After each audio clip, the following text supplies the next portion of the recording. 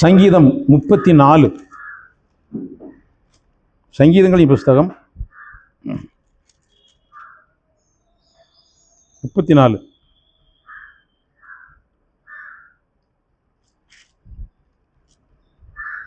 சங்கீதம் 34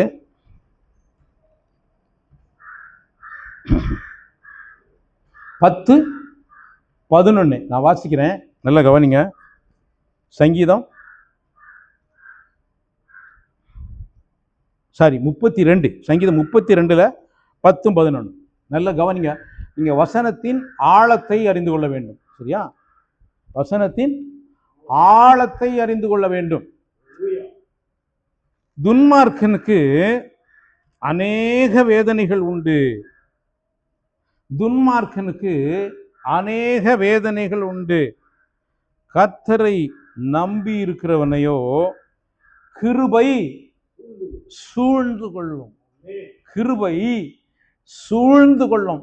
அப்போ உங்க வாழ்க்கையில, நம்முடைய வாழ்க்கையில எப்படியே வேதனை இருக்கும் அல்லது கிருபை சூழ்ந்து இருக்கும். இந்த ரெண்டுல ஒன்று இருக்கும்.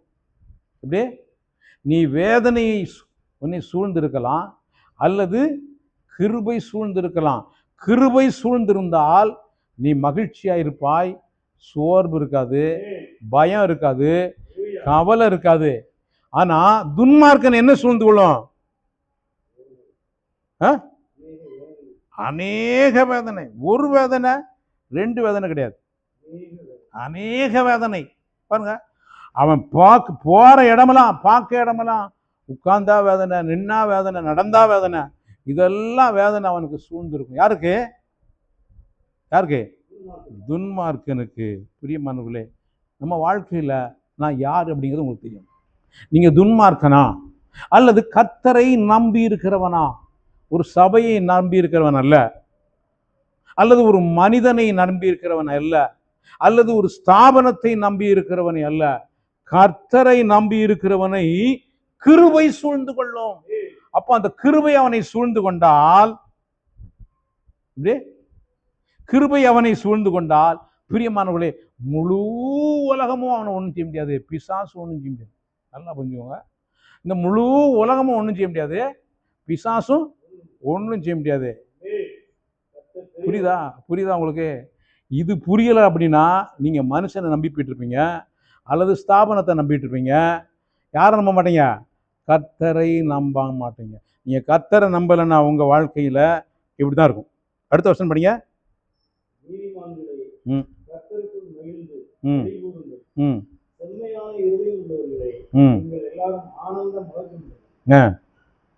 நீங்க வசனம் சொல்லு.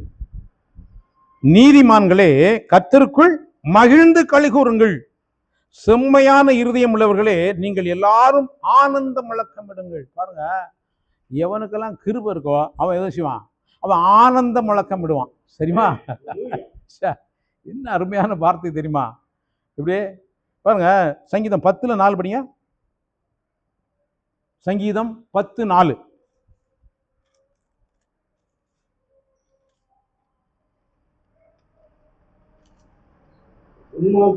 துன்மார்க்கன் தன் கர்வத்தினால் தேவனை தேடான்.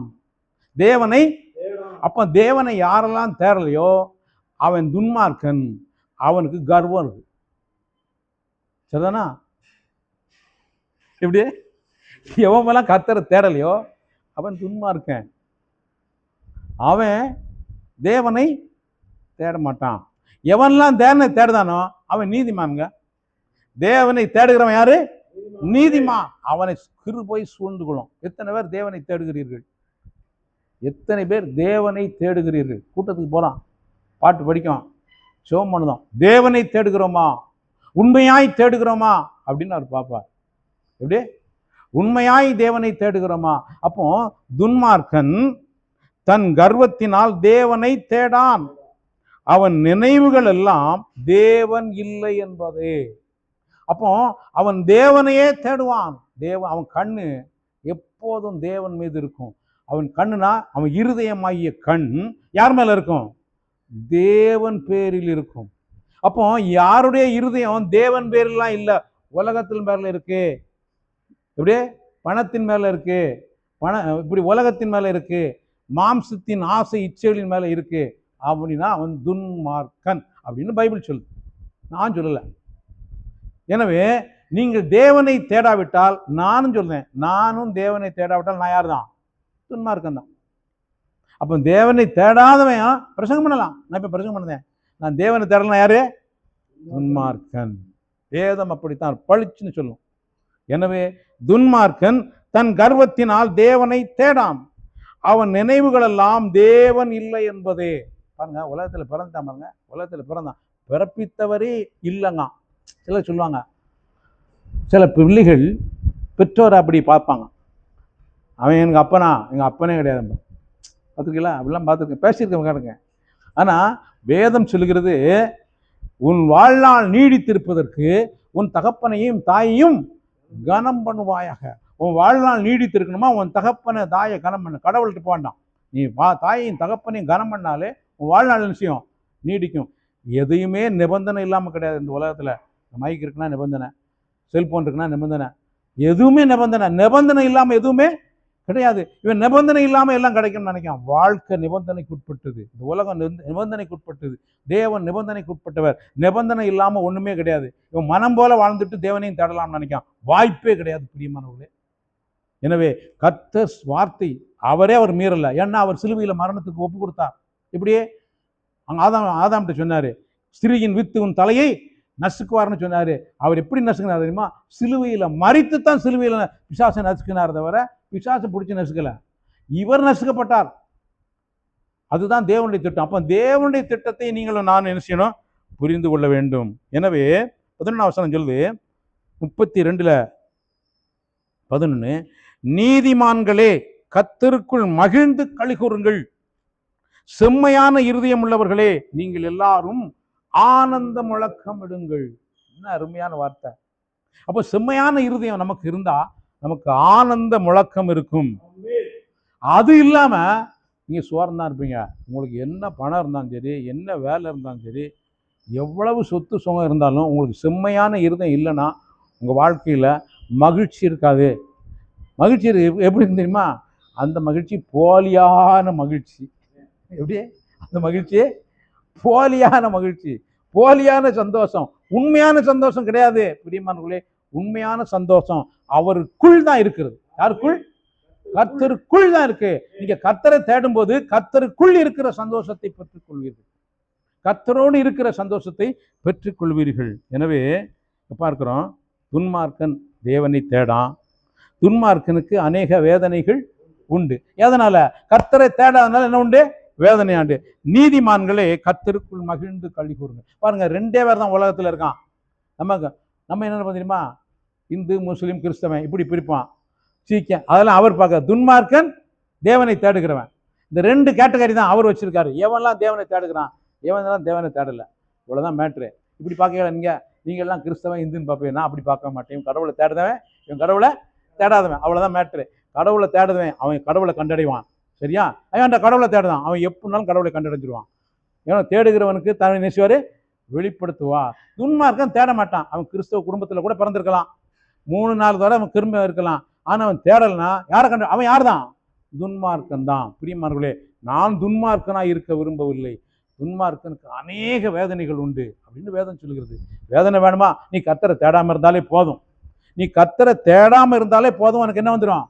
வேதனை வந்துடும். நீ கர்த்தரை தேடினா உனக்கு மிகுந்த சந்தோஷம், ஆத்துமாவில் களி கூறுதல் உண்டு. பிரியமானவர்களே, இதை நீங்களும் நானும் அனுபவிக்க வேண்டும் என்று வேதம் சொல்லுகிறது. சங்கீதம் 34:21 படிங்க.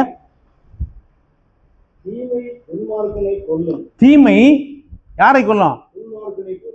துன்மார்க்கன் நீதிமான கொல்லாது. அங்கதான் மேட்ரு. தீமை வரலாம், நீதிமானுக்கும் தீமை வரலாம், ஆனா அதை நிச்சயது கொல்லாது. தீமை துன்மார்க்கனை கொல்லும். அடுத்து நீதிமானை பகைத்தாலே நீ வேற குற்றமே செய்ய வேண்டாம், நீ ஒரு பாவமும் செய்ய வேண்டாம்.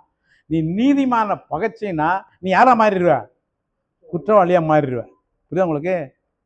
உங்களை எவமெல்லாம் பாய்க்கணும் அவமெல்லாம் யார் எந்த எங்க போயிடுவான்? குற்றவாளியா போயிடுவான். என்ன அருமையா இருக்கு பார்த்தீங்களா? இப்போ நம்மளாம் யாரு? நீதிமான். யாரு சொல்லுங்க? நீதிமான். என்ன பெரிய பாக்கியம் தெரியுமா? நான் நீதிமான். வேதம் சொல்லுது என்ன ஒருத்தன் பகைச்சாம்னா அவன் யாரு? குற்றவாளி. யாருக்கு முன்னாடி? கர்த்தருக்கு முன்னாடி. அவன் தப்பிக்கவே முடியாது. தப்பி என்னைய ஒருவன் பகைச்சாம்னா அவன் யார்கிட்ட தப்பிக்க முடியாது? அவர்கிட்ட இருந்து தப்பிக்க முடியாது. பிரியமானவர்களே, என்ன நான் யாரு? நீதிமான். அதுக்கு நான் அர்த்தம் சொல்றேன். அடுத்த வருஷம் படிங்க. கர்த்தர் தமது ஊழியக்காரரின் ஆத்துமாவை மீட்டுக் கொள்கிறார், அவரை நம்புகிற ஒருவன் மேலும் குற்றம் சுமராது. அவரை நம்புகிற ஒருவன் மேலும் குற்றம் சுமராது. எத்தனை பேர் அவரை நம்புறோம்? நான் முதல்ல சொன்னேன், மனுஷனை நம்பாத, ஸ்தாபனத்தை நம்பாத, ஊழியக்காரனை நம்பாத. இப்படி மனுஷனை நம்பாத, ஸ்தாபனத்தை நம்பாத, ஊழியக்காரன் நம்பாத, கர்த்தரை நம்பு.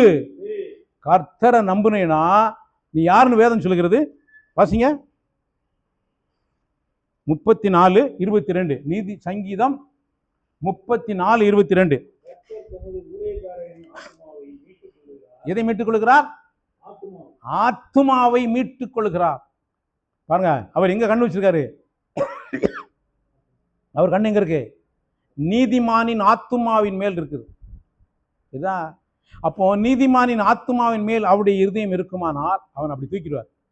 எப்படி? நோவா தூக்குனாரா இல்லையா? நோவாவை தூக்கிட்டார், ஆபிரகாமை தூக்கிட்டார். சரியா? எப்படி ஆபிரகாமையும் நோவாவையும் தூக்குனாரோ அதே போல இன்றைக்கும் கர்த்தரை நம்புகிற நீதிமானை ஆத்துமாவை மீட்டுக் கொள்கிறார். அடுத்து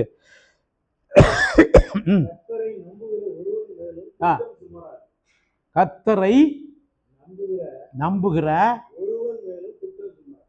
ஒருவன் மேலும் நம்பாட்ட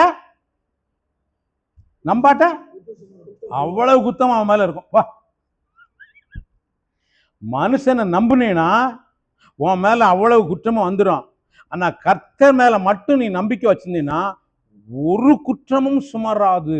ஒரு குற்றம் அப்படித்தான் சொல்லுது. எப்படி? அவரை நம்புகிற ஒருவன் மேலும். எத்தனை அர்த்தம் சொல்லிருக்கு? ஒருத்தன் தான். இன்னைக்கு நம்பிக்கை யார் மேலேயுமே வச்சிருக்காங்க, ஆனா யார் மேல மட்டும் வைக்கிறது கிடையாது, கர்த்தர் மேல மட்டும். கர்த்தர் மேல மட்டும் நம்பிக்கை வச்சா அவன் மேல குற்றமே சுமராதான். இதுக்கு மேல என்ன உலகத்துல? ஆனா நீதிமானை பகைக்கிறவர்கள் குற்றவாளி. அப்படிதான் இருக்கு. நீதிமானை பகைக்கிறவர்கள், ஆமா, கர்த்தரை நம்பிட்டா அவன் மேல ஒரு குற்றமும். அப்போ இவன் யாரையுமே, கர்த்தரை நம்புகிறவன் யாருமே குற்றம் சுமத்த மாட்டான். கர்த்தரை நம்புகிறவன் யாரையும் குற்றம் சுமத்த மாட்டான். நல்ல கர்த்தர் யாரையும் குற்றம் சுமத்துகிறவர் அல்ல. கர்த்தர் எல்லாரையும் விடுவிக்கிறவர். கர்த்தர் எல்லாரையும் தூக்கி எடுக்க விரும்புகிறவர். ஒரு மனுஷன் கூட கெட்டு போவது அவருடைய விருப்பமே அல்ல. பிரியமானவர்களே, எனவே மிக தெளிவாய் வேதம் சொல்லுகிறது. சரி, இப்ப பார்த்தோம், நீதிமானை பகைக்கிறவர்கள் குற்றவாளிகள் ஆவார்கள். 19 வருஷம் படிங்க. அநேகமாய் இருக்கும். இதாங்க கிளைமாக்ஸ். அவனுக்கு துன்பமே வராதுன்னு கிடையாது, வரும். தீமை கூட வரலாம். ஆனா அக்கினியில் நடக்கும் போதும் நீ வேக மாட்ட. நீ தண்ணீர்ல சமுத்திரமே வந்தாலும் சரி உன்னை தூக்குறதுக்கு அங்க ஒண்ணு வச்சிருப்பாரு. தெரியுமா? யாரு? நீ நீதிமான். நீதிமான் நீதிமான் எப்படி நீதிமான்? வேதம் சொல்லுகிறது. ரோமர்கள் இருக்கும், ரோமர்கள் இருக்கும்.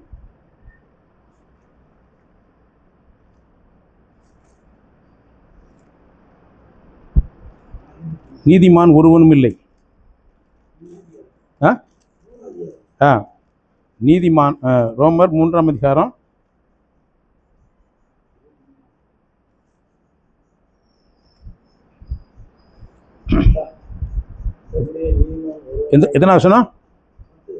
10.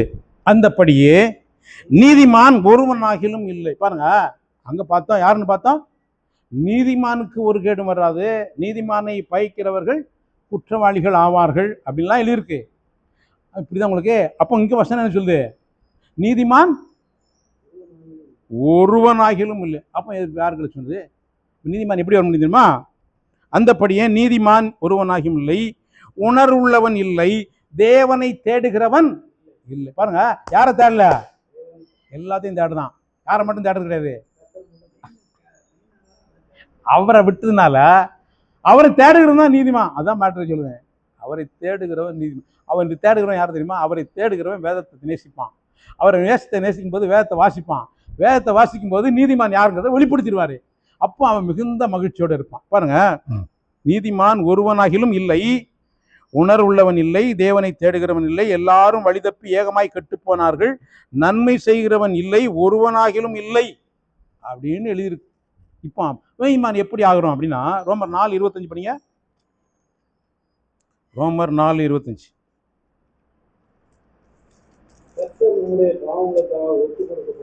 எப்படி போட்டிருக்கு? 4:25. அவர் நம்முடைய பாவங்களுக்காக ஒப்பு கொடுக்கப்பட்டும். இப்ப நான் என்ன ஆயிட்டேன்? இதுதான் கிருபை. இதுதான் கிருபை. நான் நீதிமான் என்பதுதான் என்னது? கிருபை. வேற எந்த கிருபையும் நினைச்சிட்டு இருக்காங்க. வீடு இருக்கு, வாசல் இருக்கு, கார் இருக்கு, பங்களா இருக்கு, பணம் இருக்கு, எஸ்டேட் இருக்கு, எப்படி தோப்பு இருக்கு, கிடையவே கிடையாது. நான் நீதிமான் என்பதே கிருபை. கிருபை. நீதிமான் சிங்கத்தை போல் தைரியமாயிருப்பான். அப்படிப்பட்ட ஒரு வாழ்க்கைய இந்த பூமியில வாழ்வதற்கு தான் பிதா தம்முடைய குமாரனை இந்த பூமிக்கு அனுப்பி சிலுவையில ஒப்பு கொடுத்து அவருடைய எல்லா ரத்தத்தையும் சிந்தி என்னை நீதிமானாக்கினார். இன்னைக்கு தங்கம் என்ன தெரியுமா? 1 லட்ச ரூபாய் தாண்டிடுச்சு. ஒரு பவுனு 2 லட்சத்தை தாண்டுங்க. வாங்காம விடுவானா எவனாவது? வாங்கிடுவான். அப்படி போலதான் அவர் என்னை மீட்டு கொண்டார். எத்தனை பேர் புரியுது? அவருடைய சொந்த ரத்தத்தை கொடுத்து என் ஆத்மாவை என்ன செய்தார்? மீட்டு கொண்டார். இந்த அறிவு, இந்த புரிதல், இந்த தெளிவு எத்தனை இருக்குது? இதுதான் பிரியமானவர்களே. இப்படி நீங்கள் ஆராதிக்கும் போது உண்மையாய் ஆராதிக்கலாம், மகிமையாய் ஆராதிக்கலாம், சந்தோஷமாய் ஆராதிக்கலாம். பாருங்க, அவர் நம்முடைய பாவங்களுக்கு, அப்போ பாவம் உங்களுக்காய் அவர் ஒப்பு கொடுக்கப்பட்டார். பாவம் ஒப்பு கொடுக்கப்பட்டார்னா இயேசு, நான் ஒரு காரியத்தை சொல்றேன். இந்த முழு உலகத்தின் பாவம் ஒரு வைங்க, ஒரு தட்டில் வைங்க. முழு உலகத்தின் பாவம் ஒரு தட்டில் வைங்க. இயேசு கிறிஸ்துவின் ஒரு துளி ரத்தம், எத்தனை? ஒரு துளி ரத்தம் எதுக்கு வல்லமை இருக்கு? ஆனா எல்லாரும் என்ன நினைச்சுக்கிட்டு இருக்கோம்? பாவத்தை தான் பாவம் பாவம் பாவம் பேசிட்டாங்களே தவிர இயேசுவின் ரத்தத்திற்குரிய மகிமையை, வல்லமையை அறியவில்லை. இவன் பாவத்தோட போராடுதான, இயேசுவின் ரத்தத்தை அனுபவிக்கவில்லை. இயேசுவின் ரத்தத்தை ஒரு மனுஷன் அனுபவிப்பானால், அவருடைய மரணத்தை ருசிப்பானால், அவருடைய உயிர்த்தெழுதலை அனுபவிப்பானால், பிரியமானவர்களே, இந்த உலகத்துல ஜெயமுள்ள ஒரு வாழ்க்கை வாழ்வான், வெற்றியுள்ள ஒரு வாழ்க்கை வாழ்வான். அதற்குத்தான் கர்த்தர் அழைத்திருக்கிறார். சும்மா ஏதோ 10ல் 1 வந்து உட்கார்ந்துருப்பான்னு சொல்றதுக்கே இல்லை. பிரியமானவர்களே, அப்படிப்பட்ட வைராக்கியம் உள்ள தேவன் தான் இந்த பூமிக்கு நம்ம அனுப்பி இருக்கிறார தவிர சும்மா ஒன்றும் இல்லை. அது புரியுமா? உங்களுக்கு புரியுமா? எனவே எப்படி அந்த வசனத்தை பாருங்க, திரும்ப படிங்க. 4:25. அவர் நம்முடைய பாவங்களுக்காக ஒப்பு கொடுக்கப்பட்டும் நாம் நீதிமான்களாக்கப்படுவதற்காக எழுப்பப்பட்டும் இருக்கிறார். இப்ப நான் யாரு? நீதிமான். இவன் தான் மறுபடி பிறந்தவன். மறுபடி பிறந்தவன் யாரு? முதல்ல பிறந்தவன், என் தாய் என்னை பாவத்தில் கற்பந்தளித்தால் நான் துர்க்குணத்தில் உருவானேன் அப்படின்னு சொல்லுவான். ஆனா மறுபடி பிறந்தவன், நான் கிறிஸ்துவுக்குள்ளாய் நீதிமானாய் பிறந்தேன். நான் இப்ப யாரு கிடையாது? பாவி கிடையாது. இந்த தைரியம் இல்லாதவன் பரலம் எப்படி போவோம்? நான் கேட்டேன். இந்த நிச்சயம் இல்லாதவன் எப்படி பரலம் போவான்? அது நீதிமானுக்கு என்று வைக்கப்பட்டிருக்கிறத பரலவம், பாவிக்கல்ல. பாவியை ஏதேன் தோட்டத்தை விட்டு துரத்திட்டாரு, நீதிமான உள்ள கூட்டு போறாரு. எத்தனை பேருக்கு புரியுது? அவன் பாவி உள்ள போக முடியாது. போக முடியுமா? ஏதேன் தோட்டத்துக்கே போக முடியாத எப்படி பரலோகத்துக்கு போக முடியும்? பரலோகத்துக்கு எந்த பாவியும் போக முடியாது. பரலோகத்துக்குள்ள போறதெல்லாம் நீதிமான்களை தான் போக முடியும். அந்த நீதிமான் யாருன்னா, இயேசுவின் ரத்தத்தினால், அவருடைய உயிர்த்தெழுதினால் நீதிமான்களாக்கப்பட்டவங்க தான் என்ன செய்ய முடியும்? போக முடியும். சும்மா ஏமாந்து போயிடக்கூடாது. எனவே தான் விசுவாசம் உள்ள லேசா உள்ள வருவான். என்னை நீதிமான் ஆக்கினீரே அப்படின்னு போவான். எத்தம் பாஸ் ஆகுது? தீத்து 3:6 படிங்க. தீத்து 3:6.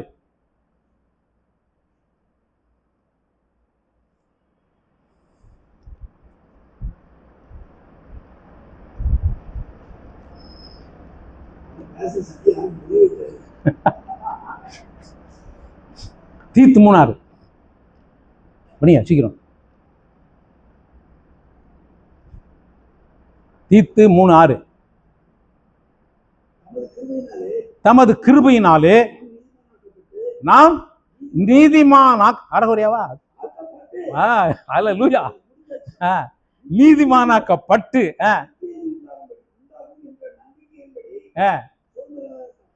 சுதந்திரர். நாம் யாரு? அடிமை அல்ல, சுதந்திரராகத்தக்கதாக அந்த பரிசுத்த ஆவியை நம்மீது சம்பூரணமாய்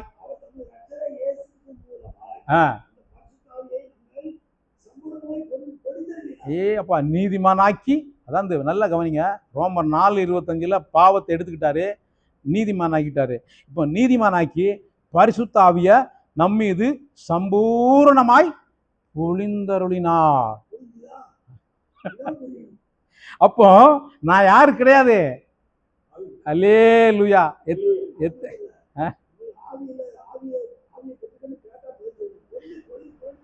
அல்லேலூயா. எனவே பிரியமானவர்களே, இதை நீங்கள் விளங்கி கொள்ள வேண்டும், இதை நீங்கள் புரிந்து கொள்ள வேண்டும், இதை நீங்கள் அனுபவிக்க வேண்டும். நான் யாரு கிடையாது. நீ பாவின்னு ஒத்துக்கிட்டீன்னா அம்புட்டு பாவத்தை உன்னை செய்ய வச்சிருவான். சரியா? நீ பாவின்னு ஒத்துக்கிட்டீங்கன்னா, எப்போ பாவின்னு ஒத்துக்கிட்டியோ அம்புட்டு. அதாவது ஒரு கேஸில் ஒரு போலீஸ்காரர் என்ன செய்வாருமா, ஒருத்தன் பிடிப்பாங்க, அவன் பிடிச்சி ஏதாவது கேஸில் ஒத்துக்கிட்டான்னா அவனை அம்புட்டையும் போட்டுறான். என்னென்ன கேஸ் அம்புட்டையும் போட்டுறான். அது தப்பிக்க முடியாது. இப்படி தான் பிசாசு. நீ பாவின்னு ஒத்துக்கிட்டீங்கன்னா அப்போ. ஆனால் நீதிமான் இயேசுவின் ரத்தத்தை பாரு, அவன் பாவத்தை சுமந்து தீர்த்துட்டாரு, நான் நீதிமான் ஆகிட்டேன் அப்படின்னு நீ பிசாசு சொல்லிட்டீங்கன்னா ஓடியே போயிடும். இதுதான் பிசாசுக்கு எதிர்த்து நில்லுங்கள், அவன் உங்களை விட்டு ஓடிப்போங்கிறது ரகசியமே தான். ஆனால் பிசாசுக்கு ஓடிப்போவான்னு துரத்தாங்க, ஒருத்தன் துரத்த மாட்டான். எப்படி துரத்தான்? நான் இயேசுவின் ரத்தத்தினால் நீதிமான் ஆகிட்டேன், அவர் மரிச்சதை பாரு, அவர் உயிர்த்தெழுந்ததை பாரு, அவர் உயிர்த்தெழுந்ததால் நீதிமான் ஆகிட்டேன் அப்படிங்கிறத 100க்கு 100 யாரெல்லாம் நம்புகிறார்களோ இதுதான் கர்த்தரை நம்புகிறது. கர்த்தர் நம்புறது தெரியுமா? இப்படி நம்புறதா நம்புறது. எனக்கு வீடு தருவார், வேலை தருவார், இந்த நம்பிக்கை அங்கே கோயிலுக்கு போகிறவங்களுக்கு இருக்க அவனுக்கு அந்த நம்பிக்கை முடியும், அவனுக்கு கிடைக்குத. நீதிமான் ஆக முடியுமா? எனவே இந்த ஸ்லாக்கியம் யாருக்குமே கிடைக்காத ஸ்லாக்கியம். அப்படி சொல்லுங்க யாராவது ஒருத்தரை. நான் இப்போ பேசுகிற சத்தியத்தை எங்கேயாவது நீங்கள் சொல்லுங்க பார்ப்போம். இந்த தைரியத்தை, இந்த விசுவாசத்தை, இந்த உண்மையை நீங்கள் அறிந்து அனுபவிக்க வேண்டும். அதான் மேட்ரு.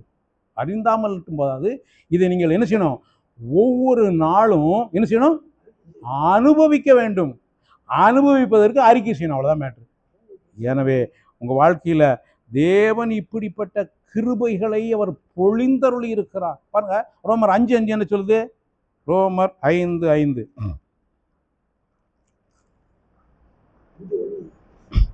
5:5 படிங்க. 5:1 படிச்சுட்டு 5 படிங்க. பட்டு இருக்கிறபடியால்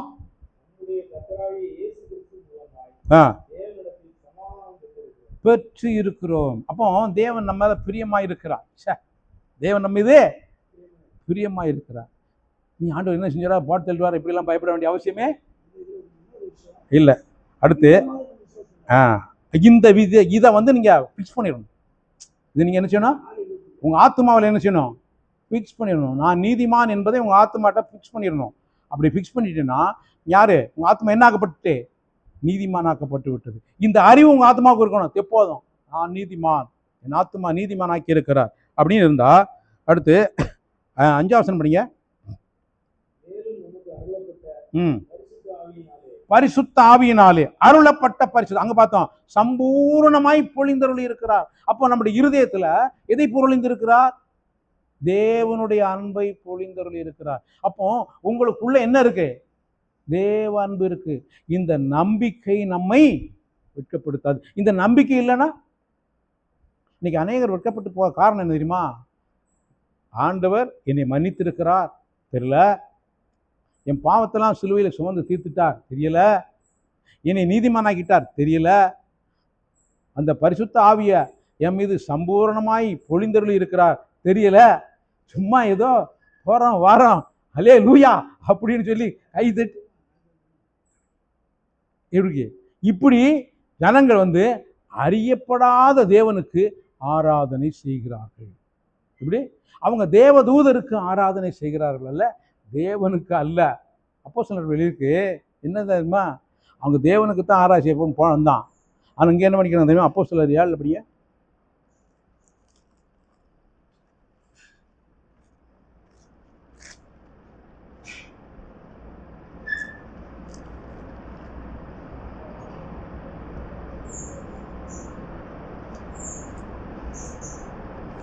வானசேனைக்கு ஆராதனை செய்ய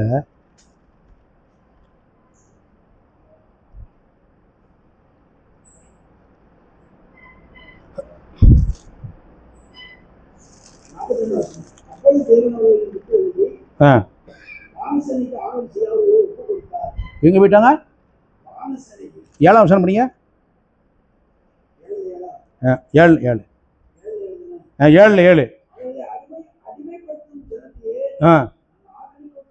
அவர்களை அடிமைப்படுத்தும் ஜனத்தை நான் ஆக்கினைக்குட்படுத்துவேன்.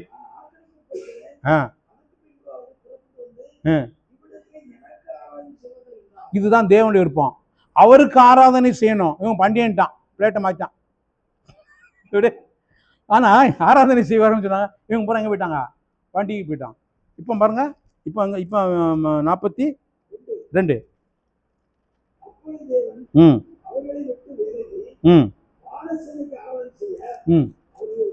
பாருங்க.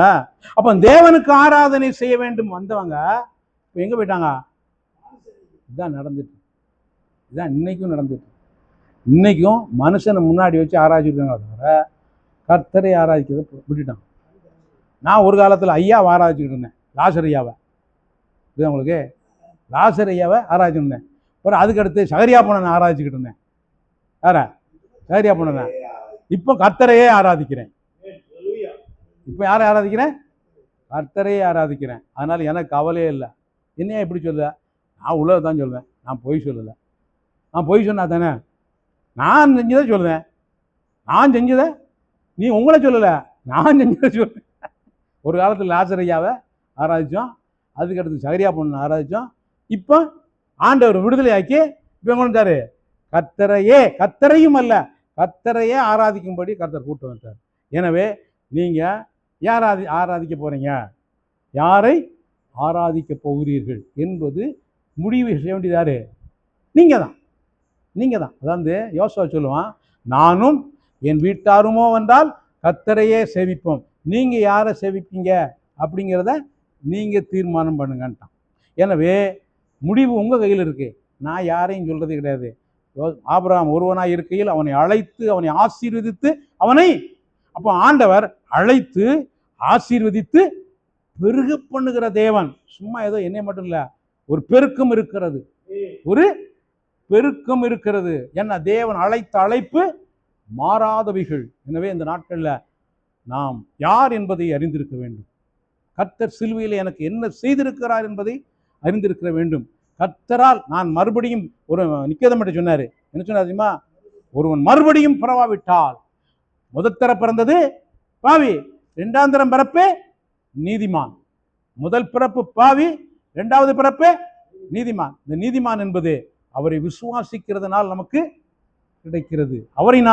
அவருடைய சிலுவை மரணம், அவருடைய உயிர்த்தெழுதல், இதை விசுவாசிக்கும் போது நீங்கள் நீதிமான். நீங்க யார் கிடையாது, பாவியே கிடையாது. இந்த புரிந்து கொண்டீர்களானால் உங்க வாழ்க்கையில கர்த்தர் உங்களை எப்போதும் நடத்துவார். எப்ப நடத்தாரு? எப்போதும் நடத்த மாட்டாரு, எப்போதும் நடத்துவார். எப்போதும் நீங்கள் அவரை ஆராதிக்கலாம், எங்கேயும் அவரை ஆராதிக்கலாம், எல்லா சூழ்நிலையிலும் அவரை ஆராதிக்கலாம். இதுதான் மெய்யான ஆராதனை. இப்படிப்பட்ட அந்த மெய்யான ஆராதனையை நாம் நம்முடைய வாழ்க்கையில அநேகருக்கு கொடுப்போம். அநேகர் கர்த்தரை இப்படி ஆராதிப்பதற்கு நாம் வழிநடத்த நம்ம ஒப்பு கொடுப்போம். கர்த்தருடைய நாமம் மகிமைப்படுவதாக. கர்த்தருக்கே சகல துதி கனம் மகிமை உண்டாகட்டும். ஆமென்.